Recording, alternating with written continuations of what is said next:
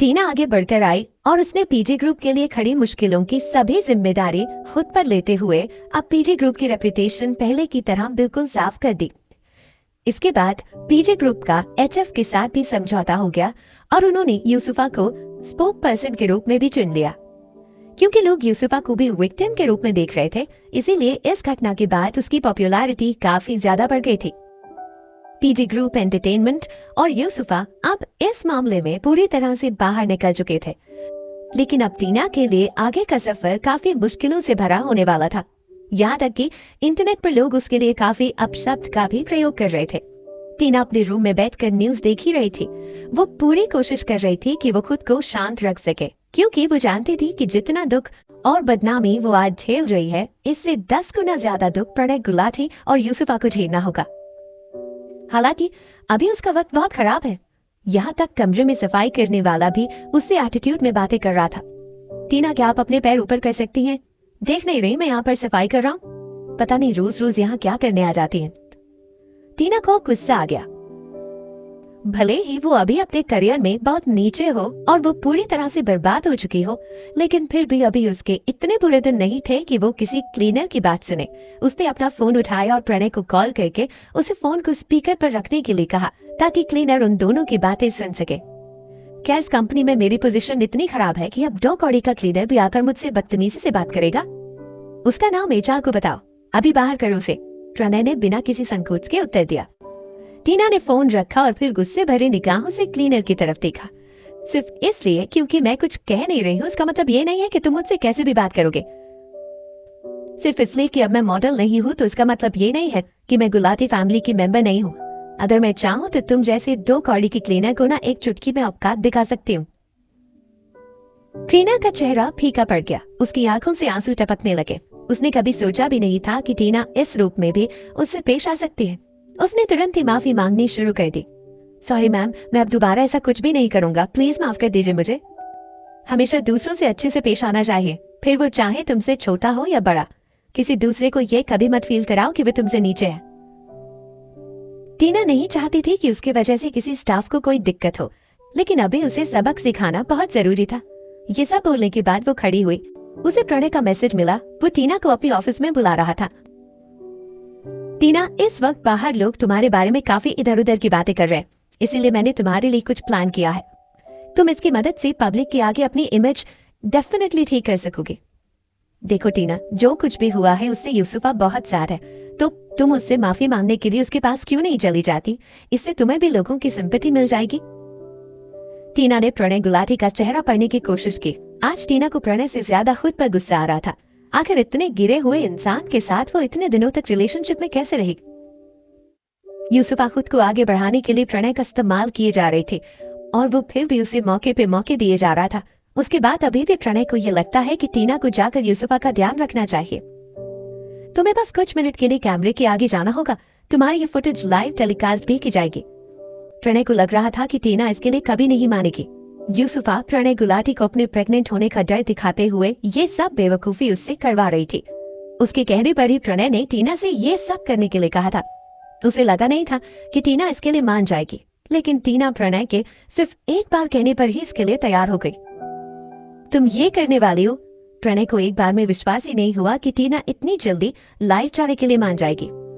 जब से यूसुफा को चोट लगी है तब से मुझे उसके पास जाने का मौका ही नहीं मिला। अब मैं इसी बहाने उसे देख भी लूंगी। टीना ने बड़ी शालीनता से जवाब दिया। अच्छा, मैं तुम्हारी सिक्योरिटी के लिए ना एस्कॉर्ट का इंतजाम कर देता हूँ। बाहर रिपोर्टर्स की भीड़ लगी हुई है, प्रणय ने कहा। टीना अभी भी बिल्कुल शांत थी। यहाँ तक कि उसे अच्छे से पता था कि यूसुफा का प्लान उसे बेइज्जत करने का है, लेकिन फिर भी वो चुपचाप सब कुछ होने दे रही थी। वो बस यही सोचकर शांत थी कि आज जितना वो रो रही है उससे कहीं ज्यादा एक दिन यूसुफा और प्रणय को रोना है। कुछ ही पल में टीना प्रणय गुलाटी के असिस्टेंट की कार में जाकर बैठ गई और सिटी हॉस्पिटल के लिए निकल गई। रास्ते में उसने रणविजय को मैसेज किया। बेबी, मेरे बारे में किसी भी न्यूज को देखकर परेशान मत होना। मैं रात को घर लौटना चाहती हूँ। क्या तुम किसी को भेजकर मुझे सिटी हॉस्पिटल से पिक करवा सकते हो? मुझे तो पता भी नहीं है कि हमारा नया घर कहाँ है। इस सब रणविजय बिजनेस मीटिंग में था। मीटिंग के बीच में ही रणविजय को टीना का मैसेज मिला। पहली बार उसने अपना सारा काम रोक कर मैसेज पढ़ा।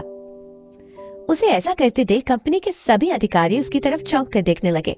आखिर आज ऐसा कैसे हो गया कि रणविजय रावत ने मीटिंग के बीच अपना फोन चेक कर लिया?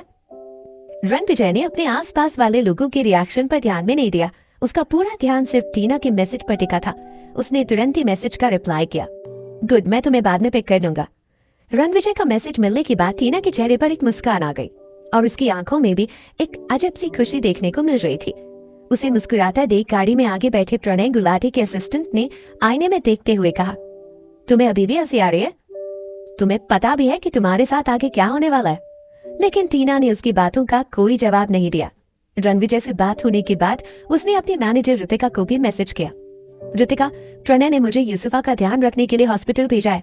मैं यहाँ पहुंच भी चुकी हूँ। तुम तैयार हो ना? हाँ बिल्कुल, मैं तैयार हूँ। मेरे पास सारी फोटोज और वीडियोस हैं। तो तुम फोटोज अभी रिलीज कर दो और वीडियो को बात के लिए रखो। मैं प्रणय और यूसुफा को आपस में लड़ते हुए देखना चाहती हूँ। थोड़ी देर दोनों कंफ्यूजन में रहनी चाहिए। ओके, मैं समझ गई। फोटो रिलीज होने के बाद जब वो हड़बड़ाहट में कोई गलती करेंगे उसी टाइम हम वीडियो रिलीज कर देंगे। ऋतिका बहुत एक्साइटेड हो रही थी। मैं यूसुफा को तब जमीन पर गिरते हुए देखना चाहती हूँ जब वो अपने करियर में एकदम ऊंचाई पर हो। टीना, इस समय चारों तरफ लोग तुम्हें गलत समझ रहे हैं। बहुत कम ही लोग ऐसे हैं जो कि इस वक्त तुम्हारे साथ खड़े हैं, लेकिन पता नहीं क्यों अब मुझे अंदर से लगता है कि अब सब कुछ अच्छा होने वाला है। लेकिन ऋतिका, प्लीज तुम सावधान रहो, टीना ने कहा। अपने मैनेजर से बात करने के बाद टीना ने तुरंत ही उसके सारे मैसेजेस डिलीट कर दिए। प्राइवेट हॉस्पिटल के एक रूम में यूसुफा बेड पर बैठी हुई थी। वो काफी कमजोर दिख रही थी, लेकिन जैसे ही उसके दिमाग में टीना को नीचा दिखाने का ख्याल आया, उसकी आंखें चमक उठी। उसने कभी सपने में भी नहीं सोचा था कि टीना इतनी बड़ी बेवकूफ है कि वो सारा ब्लेम खुद पर ले लेगी। उसने ना सिर्फ यूसुफा की कीमत बढ़ा दी, बल्कि एचएफ की स्पोक पर्सन बनने में भी उसकी मदद की थी। यूसुफा, टीना यहाँ आ चुकी है। जब वो यहाँ पहुंचेगी तो सारे कैमरे ऑन हो जाएंगे और तुम दोनों ही 3 मिनट के लिए लाइव आ जाओगे। मैं अभी डॉक्टर को तुम्हारा बैंडेज बदलने के लिए कहती हूँ, जिससे जब टीना तुम्हारे रूम में आए तो मैं उससे तुम्हारे पैर जुड़वाने के लिए कह सकूं। आखिर ये दिन आ ही गया, यूसुफा ने ठंडी आंखें भरते हुए कहा। आज से सब कुछ बदलने वाला था। अब यूसुफा को टॉप मॉडल बनने से कोई नहीं रोक सकता था। आज के बाद न सिर्फ प्रणय उसका होने वाला था, बल्कि आज से वो पीडी ग्रुप की फर्स्ट लेडी भी बन जाएगी। सब कुछ अच्छा होगा। साथ ही एनुअल टॉप 10 मॉडल अवार्ड्स भी जल्दी शुरू होने वाले हैं।